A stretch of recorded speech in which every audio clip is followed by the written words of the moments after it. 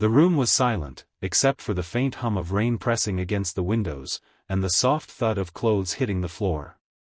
Pat didn't mean for the moment to unfold like this, but some stories do not wait for permission.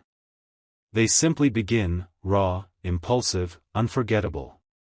And for those watching, listen closely, because what happened between Pat and Prem tonight will remind you why love can be both a cure and a poison.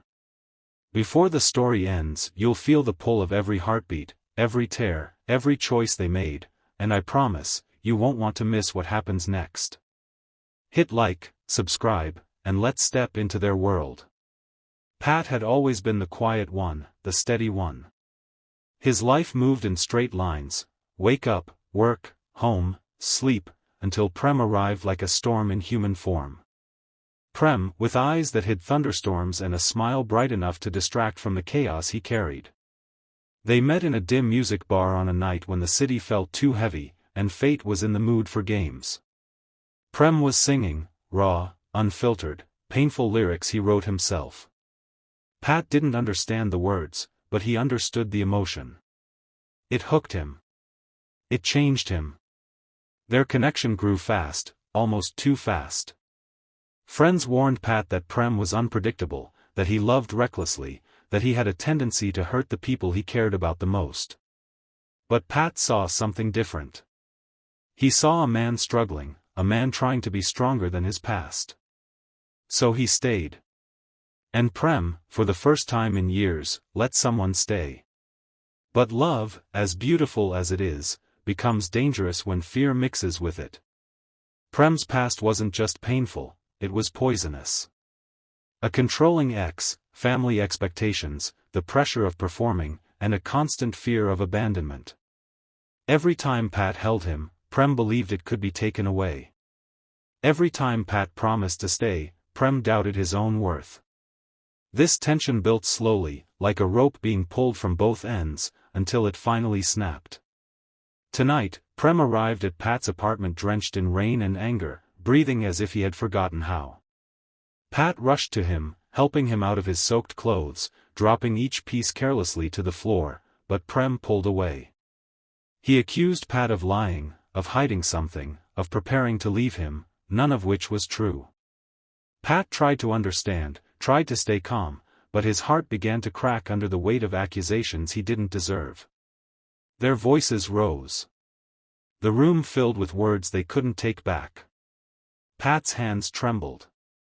Prem's eyes glistened with tears he refused to release.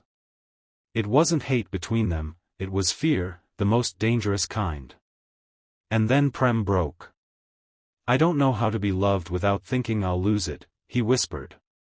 Those words softened the entire room. Pat stepped closer. Slowly, cautiously. He lifted Prem's chin, finally meeting his eyes. "You won't lose me," Pat said. "But I can't be the person you fight against. I want to be the person you fight with." Prem collapsed into his arms, crying with a painful quietness as Pat held him tighter than ever before. The clothes on the floor, the rain, the arguments, none of it mattered in that moment. What mattered was this: they still chose each other, even when fear tried to tear them apart. Over the next days, they talked like they hadn't talked before. They opened old wounds, not to hurt, but to heal. Pat shared his insecurities too, how he feared Prem would someday get tired of him. Prem promised to try, really try, to trust love instead of running from it. Small steps, gentle steps, but steps forward. The turning point came when Prem returned to the bar, singing a new song, one inspired by Pat. The lyrics told their story, the pain, the fear, the misunderstanding, and the night when everything almost fell apart. Pat watched from the crowd, tears gathering, because every word carried their truth. The audience didn't know the details, but they felt the sincerity. The fear. The love. After the performance, Prem found Pat waiting outside with that same steady calmness that made him fall in love in the first place. "You wrote about us," Pat said softly. Prem nodded. "Because you saved me from myself." Pat shook his head. "No. We saved each other. They walked home together, their fingers intertwined, the night air soft and gentle instead of stormy. The poisonous parts of their love didn't disappear overnight, but they learned how to face them, how to heal them, how to grow beyond them. Because real love isn't perfect. It's patient. It's painful. It's powerful. As they entered the apartment, the clothes from that stormy night were still on the floor. Prem picked them up with a shy smile. "We should clean this," he murmured. Pat chuckled. "Or leave it. A reminder of how far we've come." Prem leaned in, resting his forehead against Pat's. "Then let's make sure the next mess we leave on the floor is a happy one." The story ends here, but their journey doesn't. And if this moment touched you, if Pat and Prem's struggle reminded you of your own battles with love, then like the video, subscribe, and stay with us for the next chapter.